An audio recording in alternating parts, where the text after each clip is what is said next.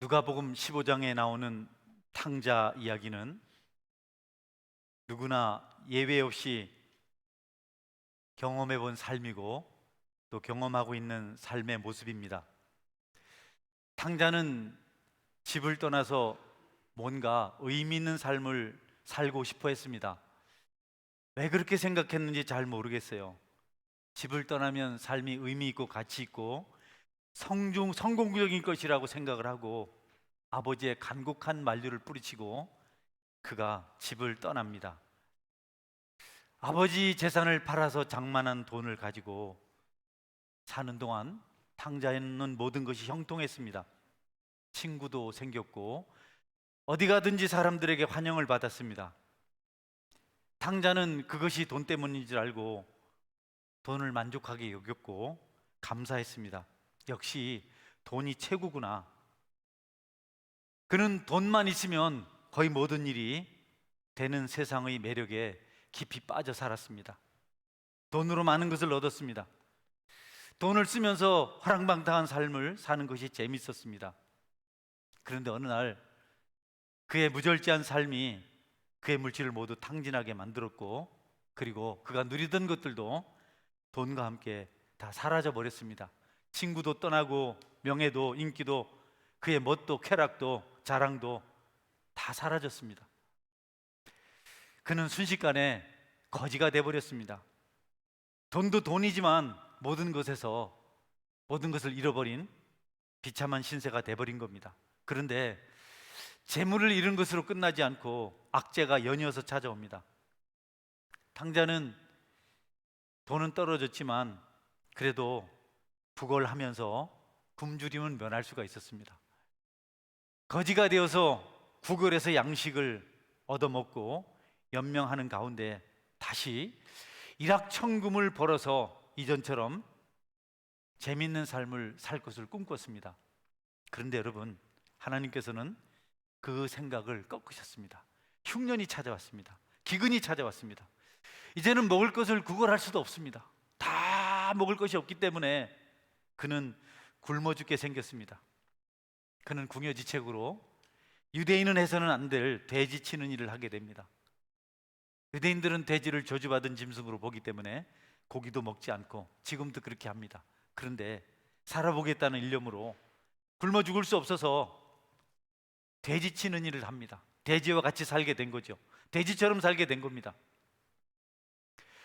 그럼에도 불구하고 굶어 죽음의 고통을, 굶주림의 고통을 면할 수가 없었습니다.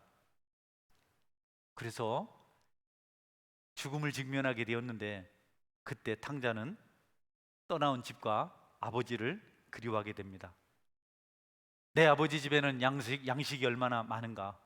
품꾼들도 마음껏 먹고 사는데 나는 여기서 굶어 죽는구나 라고 이렇게 탄식합니다.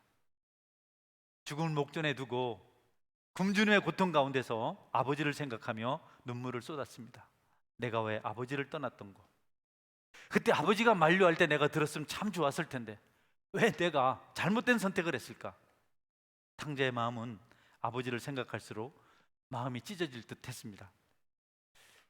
왜 거역했을까? 왜 그때 순종 안 했을까? 아버지가 그렇게 울며 간곡히 부탁을 했는데 나는 왜 그 부탁을 외면했을까?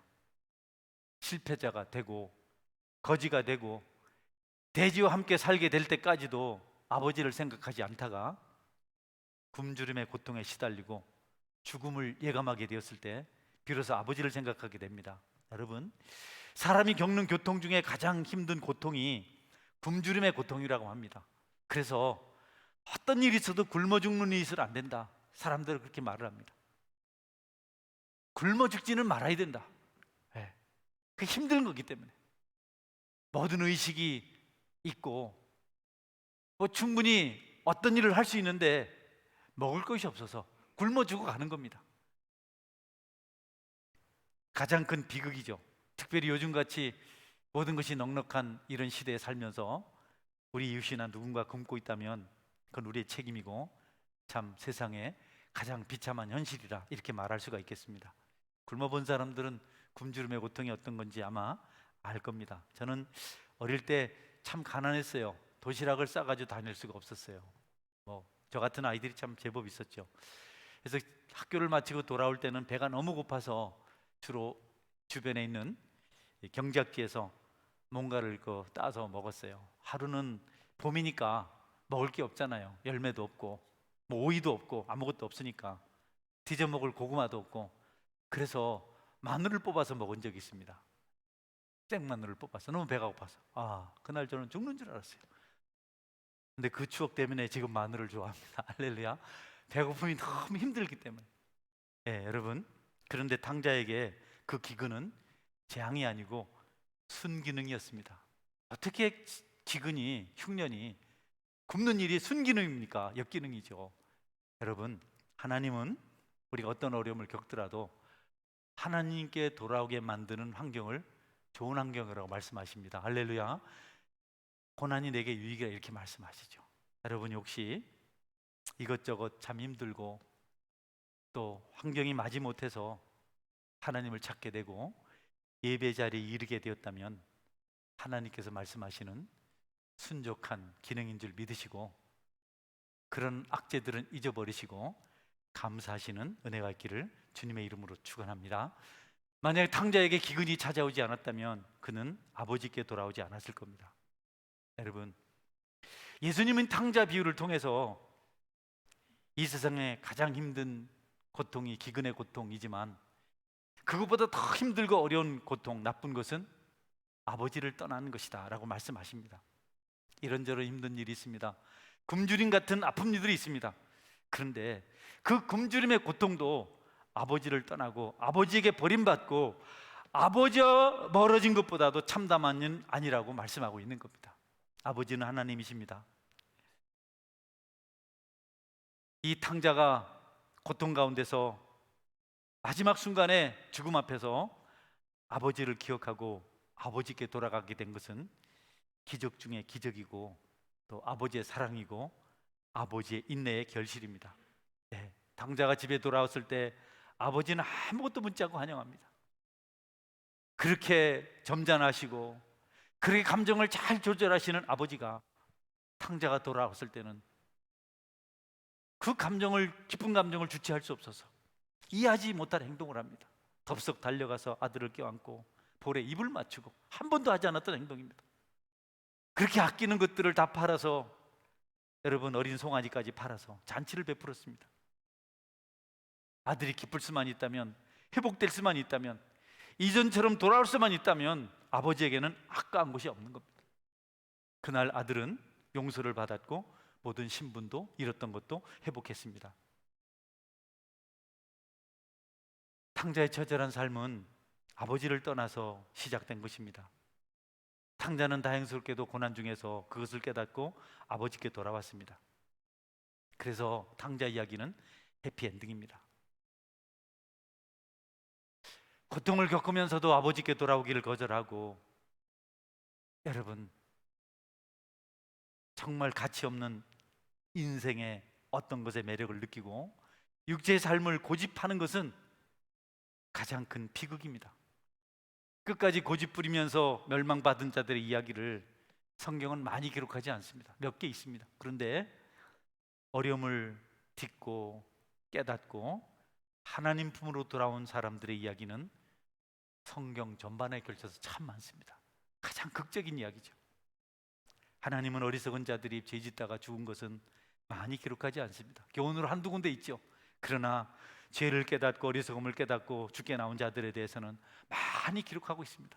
우리가 아는 대로 삭개오 같은 사람들, 어부 출신 제자들, 수가성의 여인, 강도, 세리, 창기, 이런 사람들이 돌아온 것에 대해서 많이 기록하고 있습니다. 하나님은 우리가 피폐한 삶의 길에서 떠나서 반전의 길, 회복의 길, 은혜의 길로 나오기를 원하고 계십니다. 그래서 그분은 독생자도 아끼지 아니하시고 우리에게 십자가의 제물로 내주셨습니다. 여러분, 하나님은 우리가 고생하는 것을 원하는 분이 아니십니다. 그러나 우리에게 더 나은 행복을 주시기 위해서 고난이 필요하면, 고생이 필요하면, 고통이 필요하면 기꺼이 허락하시는 분이십니다. 탕자가 아버지께 돌아온 것은 회개를 말합니다. 회개한다는 것은 회복을 의미합니다. 회개가 없으면 회복이 없습니다. 그런데 여러분, 그 회개가 우리 노력이나 우리 결심이나 우리 수고로 되는 것이 아닙니다. 나는 회개하고 싶을 때 회개할 수 있어요. 그럴 수 있다면 나는 그 사람이 부럽습니다. 우리가 모진 고약한 죄에 빠져 있으면서도 회개 못해요. 나쁜 줄 알면서도 돌이키질 못해요. 그것이 우리의 모습입니다. 우리의 회개는 하나님이 우리와 함께 하실 때, 그의 영이 우리에 임할 때, 하나님의 임재가 있을 때 가능한 것입니다. 저는 여러분들에게 회개를 위한 몸부림보다도 회개할 수 있도록 임하시는 하나님의 역사가 있기를 주의 이름으로 축원합니다. 하나님이 방문하시면, 하나님이 찾아오시면 우리는 회개하지 않고 견딜 수가 없습니다. 탕자의 마음에 이전에 그 아버지를 생각했을 때 그는 아버지 집으로 돌아가게 되고, 그리고 모든 것을 회복할 수 있었습니다. 그렇게 고생을 하면서도 끝까지 방탕하러 살 때는 말할 것도 없었고, 거지가 되어서도, 돼지치는 농장에 가면서도 아버지를 기억하지 않았어요. 길이 보이지 않았습니다. 죽음 앞에서 마지막 순간 아버지를 기억함으로 그는 길을 보았고 아버지께 돌아가서 다시 새로운 삶을 시작하게 되었습니다. 여러분, 모든 사람은, 특별히 성도들은 하나님의 임재를, 하나님의 방문을 기대하며 살아가야 합니다. 사모하는 마음이 있어야 합니다. 그래서 기도가 간절해야 하고 우리 신앙생활이 특별해야 합니다. 만나주심을 갈망해야 됩니다. 우리의 기도 소리가 큰 것은 그것 때문입니다. 물론 가난을 면하고 질병을 면하고 여러 가지 기대하는 것들을 이루기 위한 기도도 필요하지만, 그것보다도 가장 먼저 우선돼야 될 것이 성령 충만입니다. 주의 임재입니다. 주님이 나와 함께 하셔야 합니다. 그것이 이루어지지 않고 우리가 소리만 높이면 그냥 목만 상하고 맙니다. 여러분, 주님의 임재를 사모하고 기다리며 끝까지 구하시는 은혜가 있기를 주의 이름으로 축원합니다. 그 일이 이루어지기 전까지는 우리가 아무것도 일어나지 않습니다. 나쁜 줄 알죠. 우리가 부족한 줄 알죠. 우리가 그 문제를 해결하지 못해요. 도 닦아서 되는 일 아니잖아요. 우리가 결심 한두 번 안 했잖아요. 그렇게 담배를 못 끊나, 난 200번이나 끊었다, 그러는 분이 있다. 안 되는 거죠. 농부가 오늘 본문에 보면 경작시에 씨를 뿌렸습니다.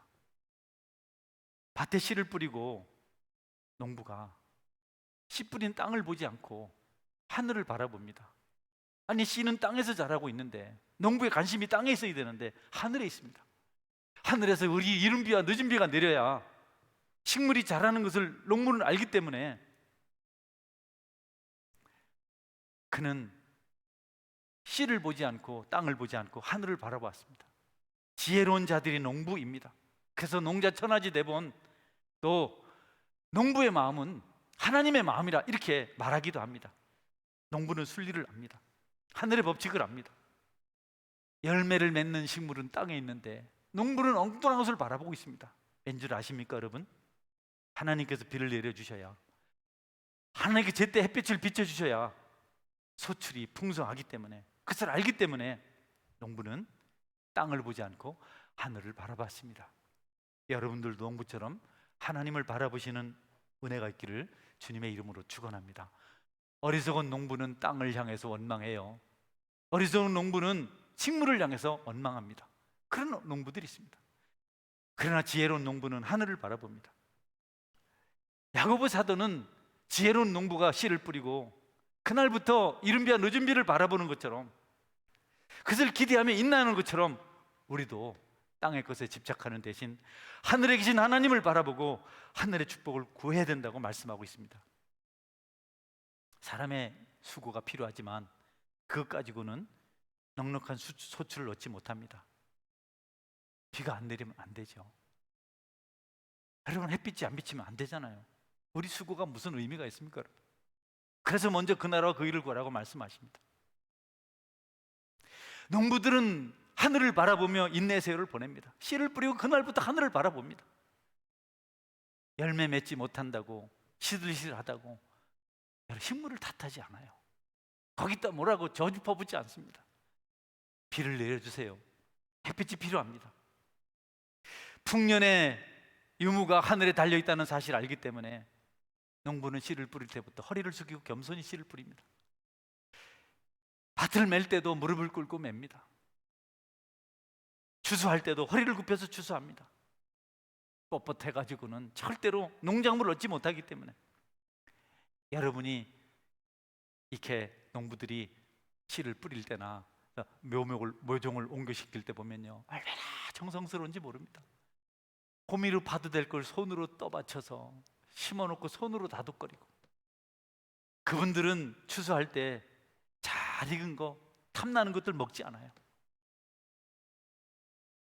그 자식들은 잘 몰라서 먹고 동네 철부지 아이들은 그것을 훔쳐서 먹지만 정작 농부들은 그렇게 하지 않습니다.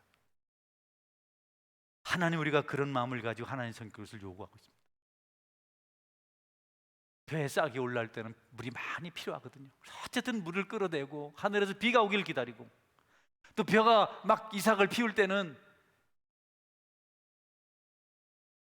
그렇게 물을 기대하다가 이제 익어갈 때는 건조하고 떼약볕이 내려쬐야 된다고, 또 그것을 기대하고, 추수시기가 가까우면 비가 오면 안 되고 바람은 안 된다고. 농부들은 항상 그 마음이 간절해요. 늘 간절합니다.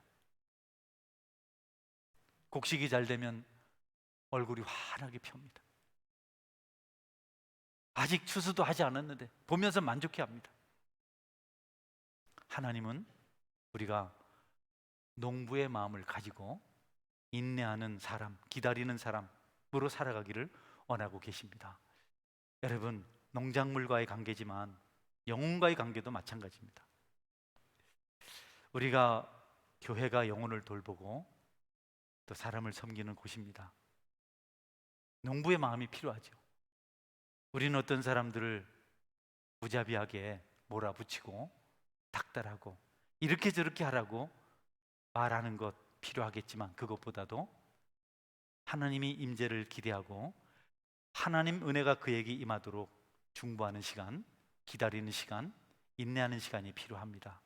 여러분, 누가 넘어지고 부족하고 마음에 들지 않다고 해서 왜 그래요, 왜 저래요 이렇게 말해서 해결되면 좋겠는데, 특별히 하나님의 교회는 그러면 그럴수록 더 역효과가 생겨요. 제가 설교자이고 목회를 오래 해봐서 알아요. 제일 좋은 것이 기다리고 하나님 은혜가 그에게 임하도록 중보 기도하는 겁니다. 농부의 마음으로 기다리면서 하나님 은혜가 임하도록, 이른비와 단비가 그에게 내리도록 여러분이 기도하는 마음 가지시기를 주님의 이름으로 축원합니다. 몰아붙이고 불평하고 비난하고 책망하고 똑바로 하세요 소리친다고 될 것 같으면 안 될 일이 뭐 있겠어요? 하나님 야고보서의 이른 비 늦은 비 비유를 통해서 우리에게 말씀하십니다. 그러지 말고 내가 좀 기다려라. 너 자신을 위해서도 기다리고 인내하고 용서해야 되겠지만 타인을 위해서도 인내하고 기다려라. 하나님이 너를 얼마나 기다렸느냐, 얼마나 참았느냐, 네가 그 사랑을 알고 있지 않냐. 그러니 억지로 잡아끌지 말고 그가 정말 변하는 것을 바란다면, 잘 되기를 바란다면 인내하라, 이렇게 말씀하세요. 거의 실패는 인내하지 못해서 그렇습니다. 거의 성도들을 찾아가서 똑바로 하세요, 왜 그랬어요 이렇게 할 때 그분들은 마음을 닫아버립니다. 교회가 그렇지 않은 줄 알아서 교회에 왔더니 똑같은 겁니다. 회사하고 똑같은 겁니다. 시장바닥하고 똑같은 겁니다. 그러니 그냥 교회는 이전보다 더 싫어지는 겁니다. 그런 식으로는 사람을 새롭게 할 수가 없고, 답답하고 힘들어도 내 속은 상해도 하나님 앞에 하나님께서 일하실 때까지 기다릴 필요가 반드시 있다. 모든 것을 맡겨 기다리는 것이 우리가 해야 할 첫 번째 중요한 일인 것을 여러분이 명심하시기 바랍니다. 여러분, 농부처럼 기다리고 또 기다리십시오.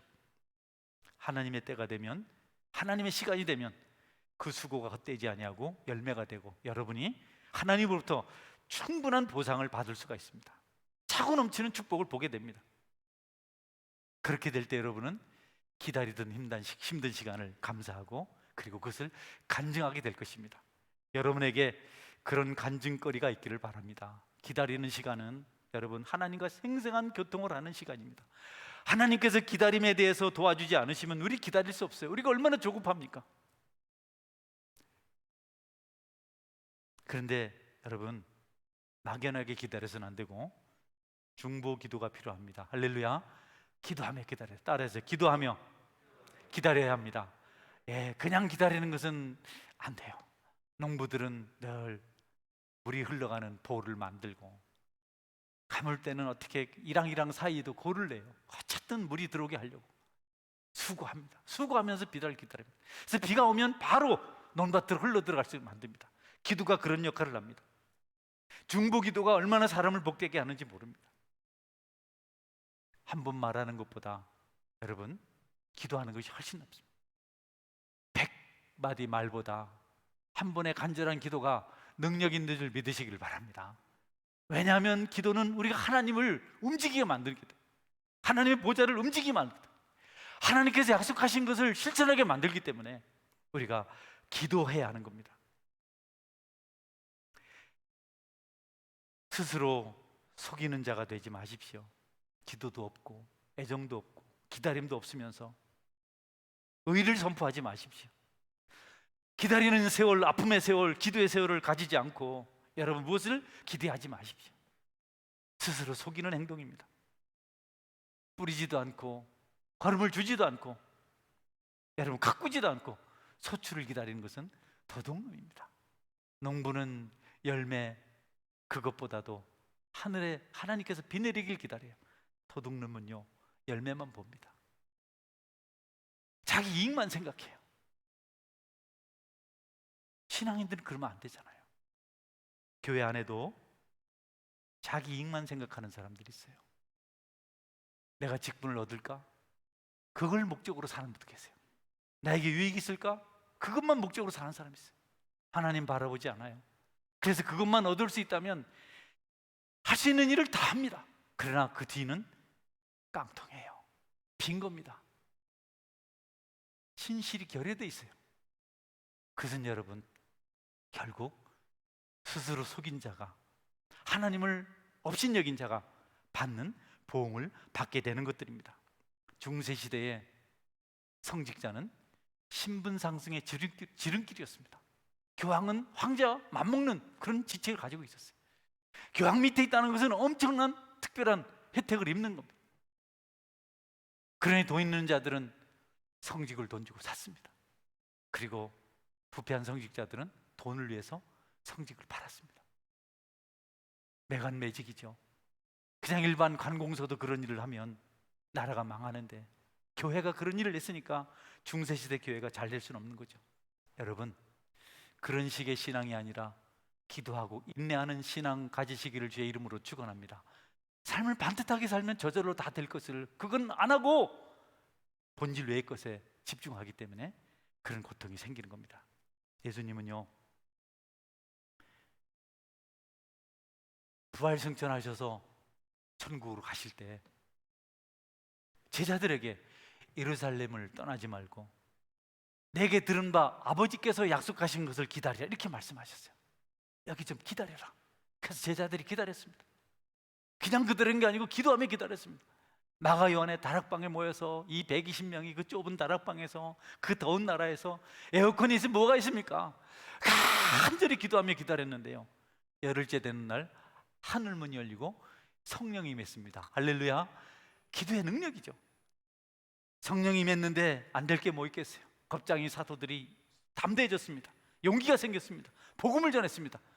초대교회가 폭발적인 부흥을 경험합니다. 기도하며 기다리는 역사가 어떤 것인지를 분명히 보여줍니다.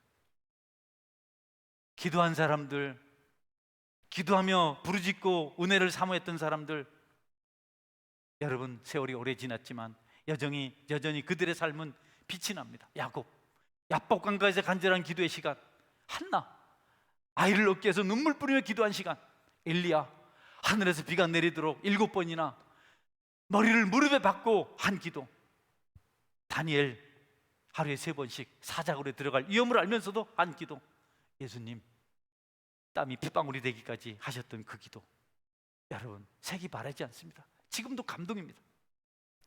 여러분들의 기다림은 기도가 배경이 될 수 있어야 합니다.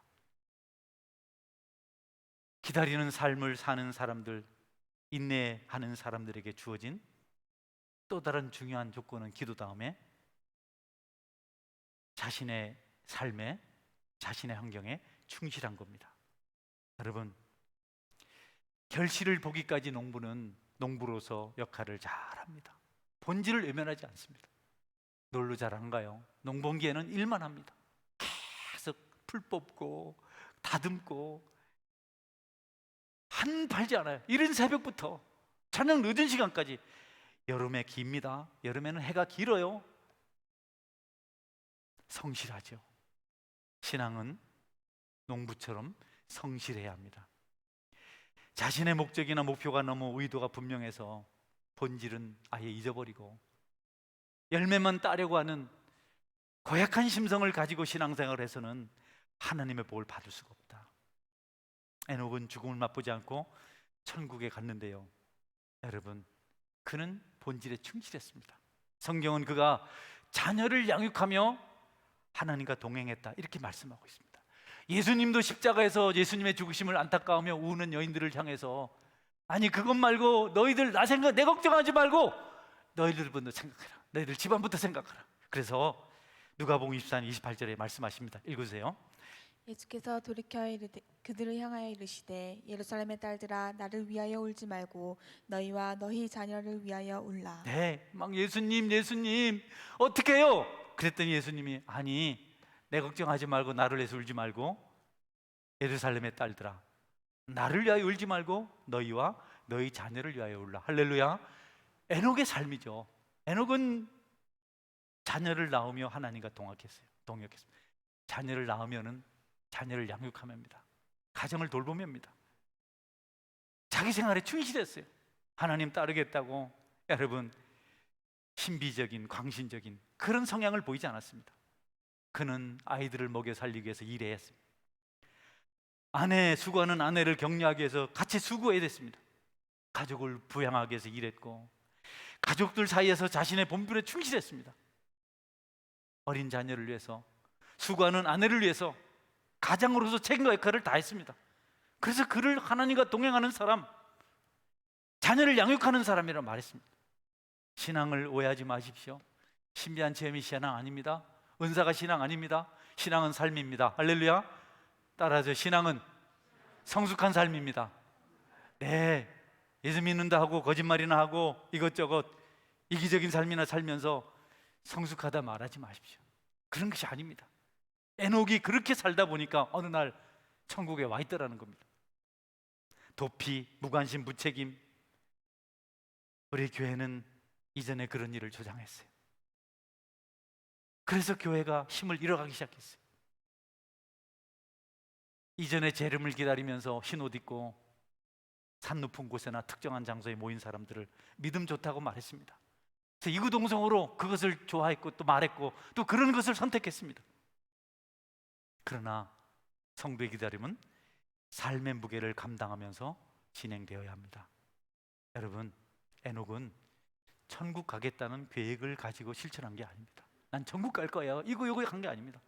하나님 앞에서 자기의 주어진 일을 충실히 감당한, 하나님 따라서 말씀 순종하며 3년 살았더니, 그랬더니 여러분, 하나님 기뻐하시는 삶을 살았더니 그가 어느 날 천국에 이렇게 된 겁니다. 에녹이 타임머신 만들지 않았습니다. 시공을 초월할 수 있는 빠른 기계를 만들지 않았습니다. 그냥 현실에서 충실했습니다. 가정의 가정으로서, 또는 교회의 직분자로서, 가르치는 자로서 역할을 다하는 것이 여러분 신앙 좋은 성숙한 믿음의 삶인 것을 기억하시고, 기다리는 자는 자기 삶에 매진할 수 있어야 합니다. 여러분의 삶에 성공 있기를, 승리가 있기를 주의 이름으로 축원합니다. 에녹은 아프면 함께 안패했어요. 에녹은 어머니를 위해서, 아버지를 위해서 효도했습니다. 아내가 힘들면 격려하고 도왔습니다. 짐을 나눠줬습니다. 가족들이 굶주리지 않도록 양식을 위해서 뼈 빠지게 일했습니다. 그래서 에녹에 대해서 히브리서 기자는 이렇게 말씀합니다. 히브리서 11장 5절 말씀입니다. 믿음으로 에동은 죽음을 보지 않고 옮겨졌으니 하나님이 그를 옮기심으로 다시 보이지 아니하였느니라. 그는 옮겨지기 전에 하나님을 기쁘시게 하는 자라 하는 증거를 받았느니라. 네, 말 마지막 분에 그는 옮겨지기 전에 같이 한번 읽어볼까요? 읽습니다. 시작. 그는 옮겨지기 전에 하나님을 기쁘시게 하는 자라는 증거를 받았느니라. 할렐루야. 옮겨지기 전에, 천국 가기 전에 이미 땅에서 하나님을 기쁘시게 하는 자라는 증거를 얻었어요. 왜? 가정을 잘 돌봤기 때문에, 자녀들을 위해서 살았기 때문에, 부모를 위해서 살았기 때문에, 아내를 위해서 살았기 때문에, 자기에게 주어진 일에 충실했기 때문에 하나님을 기쁘시게 하는 자라 증거를 얻었다. 겉돌지 마세요. 신앙생활 열심히 하겠다고 여러분 본질에서 멀어지면 안 됩니다. 그게 우리를 병들게 만들었습니다. 저도 마찬가지고요. 저도 뼈 아프게 생각하는 일입니다. 자녀나 아내에 대한 사명을 제가 제대로, 역할을 제대로 못해서 그들 마음속에 아픔이 있는 것을 알고 나는 회개합니다. 나는 눈물 흘립니다. 그리고 그런 내 모습이 교인들에게 투영됐을까 봐 많이 마음이 아픕니다. 여러분, 선지자 엘리사는 여러 마리, 12결이 24마리 소를, 농부들을 사서 가지고 밭을 갈다가 그 현장에서 부름을 받았습니다. 뭐 도 닦다가 부름을 받은 게 아닙니다. 성숙해졌다고, 은혜 많이 받았다고 쓰임 받은 게 아니었어요. 열심히 밭 갈고 있는데 엘리야가 찾아와서 나를 따르라. 그래서 제자가 됐습니다. 아모스 선지자는요, 뽕나무 밭에 누에 치다가 부름을 받았습니다. 베드로요, 고기 잡다가, 금을 고치다가, 마태 세리는요, 마태는 세리였는데요, 세관에서 돈 세다가 따르라 했어요. 여러분, 뭐 부름 받겠다고 뭐 고매하게, 에이구, 그런 거 하나님께서 그런 거 안 좋아하세요. 뭐 신학생이 됐습니까? 목회자가 뭐 됐습니까? 여러분, 그럴수록 현실에 충실하고 삶의 모범이 될 필요가 반드시 있다. 본질. 그래서 기다리는 사람은 신실한, 성실한 삶을 살아야 된다. 그분을 기다리겠다고 땅 팔고 집 팔고 흰 옷 입고 특정 장소 모여서 찬송을 크게 부르는 것이 아니라 마지막 순간까지 밭에서 김을 매다가 한 사람은 휴거를 당하고 한 사람은 그냥 버림을 당하고, 하나님 주님께서 말씀하신 것입니다. 그래서 여러분들, 여러분의 주어진 일에 성실하게 직장에서나 가정에서나 교회에서나 충성하시기를 주의 이름으로 축원합니다. 어디든지 동일한 삶이 필요합니다. 스탈린 시대 때 보리스 콘벨트라는 젊은 유대인 의사가 있었습니다. 그는 스탈린에 대해서 좋지 않게 말을 한 것 때문에 체포를 당했습니다. 레지스탕스죠. 잘못됐다. 스탈린 잘못하고 있다. 그래서 시베리아 강제 집단 수용소에 수용되었습니다. 수용소에 가니까 그리스도인이 그를 찾아와서 복음을 전하는데 집요하게 예수님 믿으라고. 유대인 의사 보리스는 교회를 싫어했습니다. 왜냐하면 그리스 정교회, 동방 정교가 참 유대인들을 많이 핍박했습니다. 그래서 교회를 싫어했습니다. 그런데도 불구하고 그 사람이 끝까지 계속해서 예수님을 증거합니다. 그 열심, 그 수고 때문에 의사는 예수님을 믿습니다. 그리고 은혜를 받고 자기가 그렇게 구박을 하고 멸시를 해도 예수님을 받아들인, 계속 증거하는 그것을 보고 감동을 받아서 감옥에, 수용소에 수용된 죄수에 처지면서 어떻게 이렇게 예수님을 전할까? 은혜를 받고 그리스도인이 됩니다. 그리고 그도 결심합니다. 예수님 믿고 난 다음에 두 가지 결심을 했다고 합니다. 첫째는 이 놀라운 사랑을 가르쳐준 그 그리스도인처럼 하나님이 사랑하시는 사람을 사랑하며 살겠다고 결심했습니다. 또 하나는 나에게 기쁜 소식이었던 이 복음을 나도 전하며 살겠다고 결심했습니다. 네. 독생자 예수 그리스도를 죽게 하시기까지 사랑하신 그 사람들을 자신도 사랑하겠다. 자기를 전도한 그가 자기를 사랑해서 그 멸시 가운데도 복음을 전하는 것처럼 자신도 그렇게 하겠다. 이 두 가지를 결심했습니다. 그래서 이제 수용소 안에서 그리스도의 삶을 삽니다. 의사였기 때문에 그 수용소에서 의사 역할을 했다고 합니다. 여러 가지로 까다로운 조건이 많은 수용소, 부조리가 많은 곳, 그런 것을 협조해야만 수용소 생활이 편하지만 그리스도인으로서 그렇게 할 수 없어서 모든 걸 다 거절하고 신앙인답게 삽니다. 불이익이 많았지만 믿음을 지켰습니다. 어느 날 한 젊은 사람이 암으로 고생하고 있었어요. 수술을 해야 되는데 수술자 명단에서 빠졌습니다. 자신이 수술해야 되는데, 그런 명단에 빠져 있기 때문에 수술하면 안 되죠. 그러나 그는 각오하고 그 젊은 암 환자를 수술했습니다. 소문이 났습니다. 규칙을 어겼다는 것이 드러났습니다. 그래서 그는 많은 어려움을 당합니다. 박해를 당합니다. 평소에 잘 협조하지 않았던 그였기 때문에 빌미를 제공해서 엄청난 고통을 당합니다. 어느 날 이 의사는 수술했던 젊은이 곁에 앉아서 밤새도록 복음을 전합니다. 그리고 구원의 중요한 소식을 그에게 알려줍니다. 우리가 어떻게 죄를 용서받았고 하나님 이를 위해서 어떤 일을 행하셨는지, 십자가가 무엇인지를 증거하고, 여러분, 그리고 그 이튿날 의사는 처형됐습니다. 처형하는 그 자리에서 현장에 있는 책임자가 질문합니다. 그대는 선택의 후회가 없는가?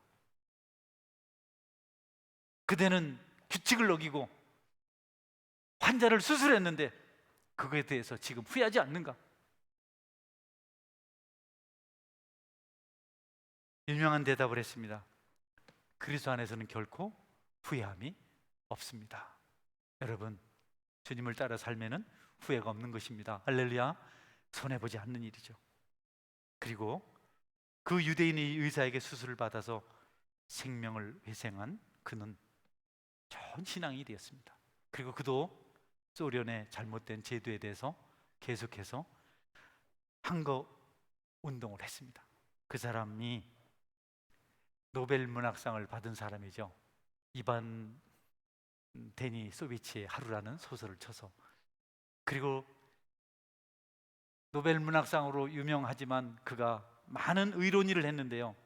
그 사람 이름이 알렉산더 솔제니친입니다.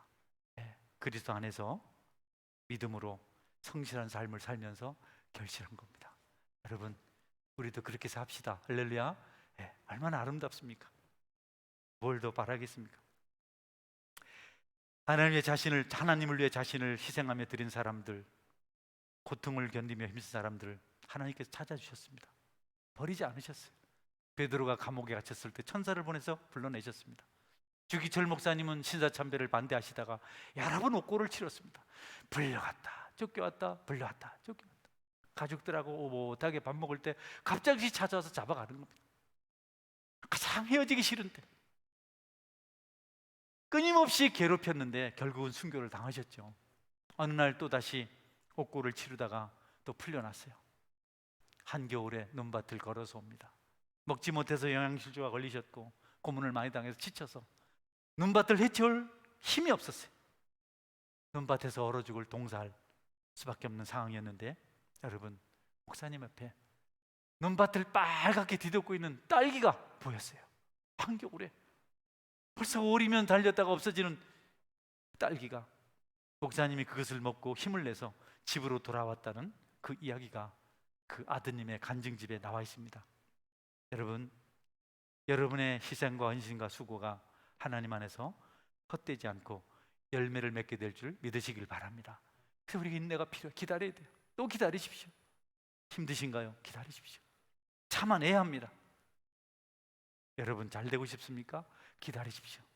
사람의 꾀로 하는 일은 나중에 참담합니다. 그런 식으로 살아서는 안 되는 것이 그리스도 삶이죠. 이스라엘 백성들이 애굽을 벗어나서 가나안 땅으로 가다가 홍해 앞에 섰습니다. 뒤에서 그 애국들이 쫓아왔어요. 애국 군대가 쫓아왔어요. 막 그냥 백성들이 원망합니다. 뭐냐 모세야, 우리 매장지가 없어서 일로 불러냈냐, 원망을 막 해요. 그때 하나님께서 모세에게 주신 말씀이 있습니다. 당황하며 불안해하며 원망하는 이스라엘 백성을 향해서 모세가 한 말이 무엇인지 한번 들어보시겠습니다. 출애굽기 14장 13절 14절입니다. 모세가 백성에게 이르되 너희는 두려워하지 말고 가만히 서서 여호와께서 오늘 너희를 위하여 행하시는 구원을 보라. 너희가 오늘 본 애굽 사람을 영원히 다시 보지 아니하리라. 여호와께서 너희를 위하여 싸우시리니 너희는 가만히 있을지니라. 할렐루야. 여러분, 하나님은 좀 기다려 보라고, 좀 참아 보라고, 좀 인내해 보라고, 기도 좀 하라고, 삶을 좀 반듯하게 살아내라고 이렇게 말씀하세요. 선지자를 기다리지 못한, 사무엘을 기다리지 못한 사울왕은 하나님께 버림을 받았습니다. 하나님 인내하는 자를 귀하게 여기세요. 우리가 농부처럼 되지 않는 한 우리는 결실할 것이 없습니다. 특별히 영혼을 돌보고 주께로 인도해야 될 우리에게 인내하는 마음, 기도하는 마음, 반듯한 삶을 살아내는 그런 영성이 없으면 우리는 영혼이 살아나고 변화되는 것을 볼 수가 없습니다. 주님을 위해서, 복음을 위해서 하나님 앞에서 그 사랑을 증거하고 삶을 살아가기 위해서 믿음의 반열에 함께 계신 성도 여러분, 여러분이 직면하는 모든 일에는 반드시 인내가 필요합니다. 여러분이 결실하고자 하는 어떤 것에도 인내가 필요합니다. 인내를 온전히 이루지 못하면, 농부의 마음을 가지지 못하면 우리는 아무것도 얻을 수가 없습니다. 조급한 사람들은 하나님의 도우심을, 긍휼을 얻지 못합니다. 하나님이 축복하시기 전에, 하나님이 긍휼히 여기시기 전에 이미 모든 것을 쏟아버렸기 때문에 받을 복이 없는 것입니다. 여러분에게 인내하는, 기도하는, 삶을 반듯하게 살아가는 능력이 있기를 주님의 이름으로 축원합니다. 아멘. 기도하겠습니다. 기도하실 때